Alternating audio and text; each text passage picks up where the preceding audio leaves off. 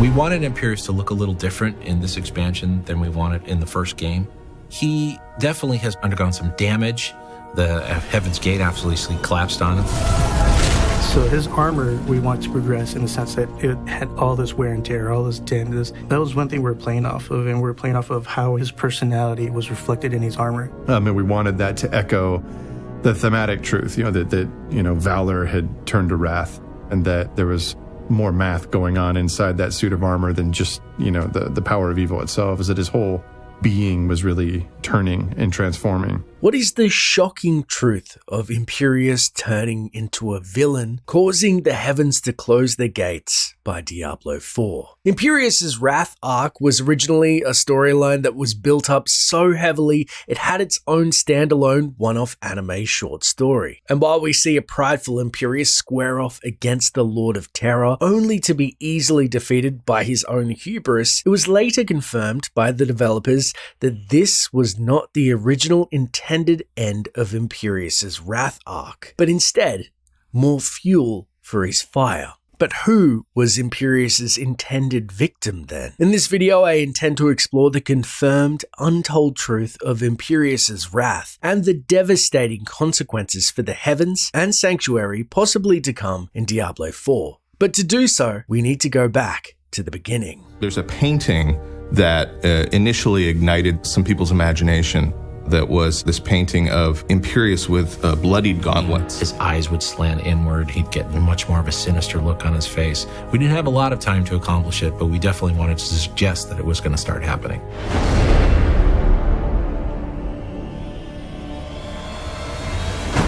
Led by the Angira's council, their unity made them an indomitable force for light and righteousness. Stand fast! We first see Imperius in his prime during the Eternal Conflict. He's not only a great combatant versus the Burning Hells, but said to relish the conflict. Over the eons of the Great Conflict, Imperius trod where the other angels dared not. When the war turned in heaven's favor, he was always the first to spearhead the most daring assaults into the burning hells. When hell's legions lay siege to the high heavens, it was Imperius who rallied his fellow angels to action. Always the first to storm out of the diamond gates and charge headlong into the scattering armies of hell.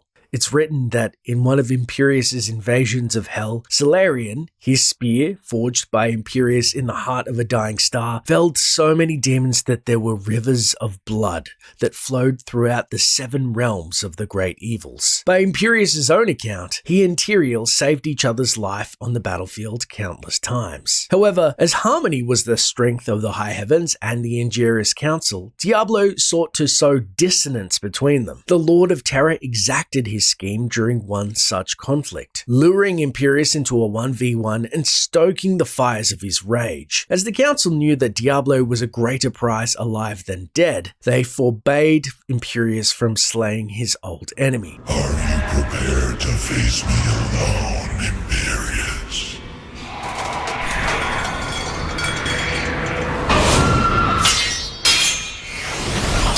Your rage makes you powerful. Yet you hide it from your brethren.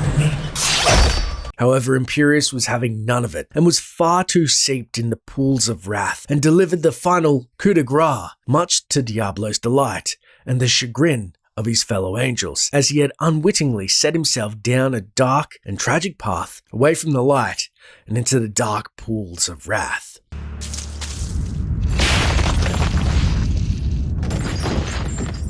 Sacrilege. So much for your unity. The trap at last is sprung. My brothers, at long last we stand reunited.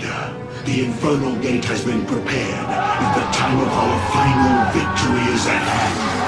Fast forward to Diablo 2, the evils have been running amok on Sanctuary since their great exile. They'd been trapped, this time, instead of killed by the Herodrim, with the aid of Tyrael, against the Council's wishes. as there was an accord that angels and demons couldn't intervene on Sanctuary since the Sin War, which clearly was a ruse as the prime evils blatantly disregarded, yet the high heavens had staunchly upheld. When the Worldstone was destroyed, Tyrael too died, or rather was eviscerated. However, in an unprecedented act, Tyrael reformed, and upon his arrival back in heaven, he didn't receive a warm welcome. Tyrael, the ancient law of the high heavens strictly forbids us from interfering with the mortal world. Yet you have done so, brazenly. All I am guilty of, Imperius, is bringing justice. It was Imperius who took up as the head of the Angiris Council since Malthael had left, and was outright furious with Tyrael's dealings with mortals, who he saw as lesser beings. To add insult to injury, Imperius was unable to cast judgment on Tyrael. You cannot judge me. I am justice itself. And further aghast was Imperius that then Tyrael cast off his own divinity by discarding his wings and choosing to become mortal, siding with the humans instead. Left without two of his brothers by his side, and now thrust into a conflict that he didn't understand. Sacrilege. One of mortals instead of angels versus demons. When Diablo, now the prime evil, showed up to Heaven's Gates in Diablo 3, Imperius, still proud, challenged his old enemy with his timeless bravado. Unfortunately, where Diablo had grown, Imperius had not. Terribly outmatched, he was easily defeated, having Heaven's own gates cast down on him.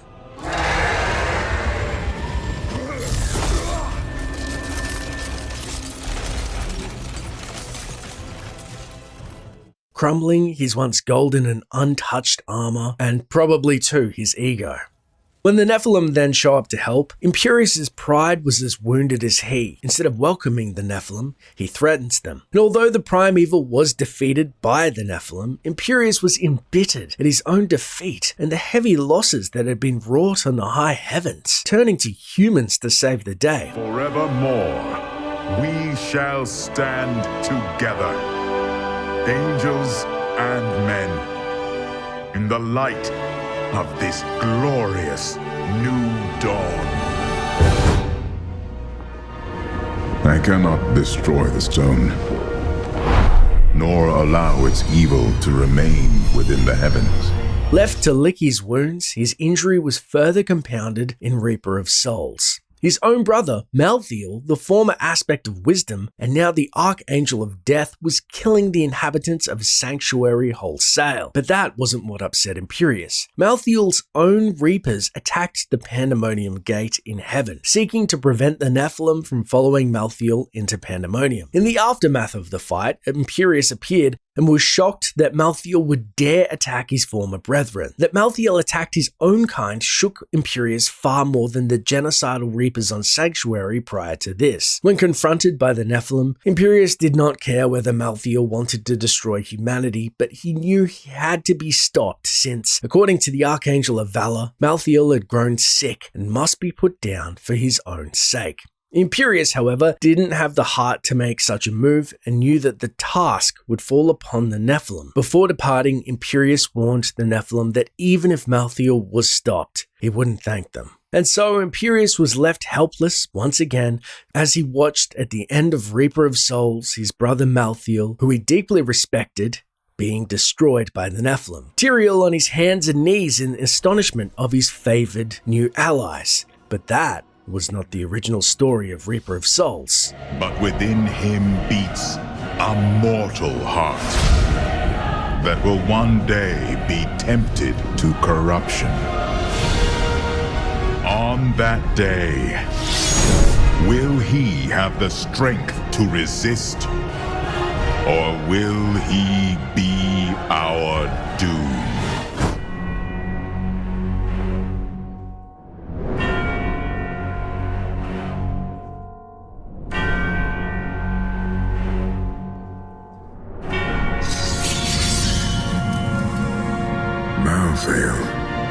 Originally in Reaper of Souls, the plot of Imperius' wrath has come full circle. Something never seen in game, but heavily covered in the Reaper of Souls behind the scenes, which I've compiled as a prolonged clip exploring Imperius' downfall, and then we'll discuss what it could potentially mean for Diablo 4. Tyrael has decided that it's just too dangerous to keep it in heaven. They think everything's going to be fine, and then Bamf, Imperius shows up and changes the whole equation. Imperius basically called Tyrael out for what he considered his foolishness. You sacrificed everything to be one of them. Was it worth it? And then he proceeded to slay every single guard in the room and beat the heck out of Tyrael for a bit. And what finally happened was that just before he was about to claim the Soul Stone, Tyrael throws out a line, "I do not fear death." And Imperius says something to the effect of, "Well, we'll see." And so this was our opportunity for the introduction of Malthael, the Angel of Death. So Malthael shows up, takes all the souls of the guards in the room, and then together he and Imperius leave Tyrael bleeding on the floor and take the Soul Stone.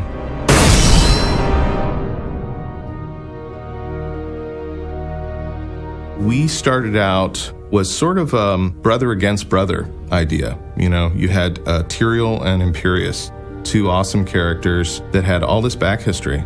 There's a painting that initially ignited some people's imagination that was this painting of Imperius with bloodied gauntlets.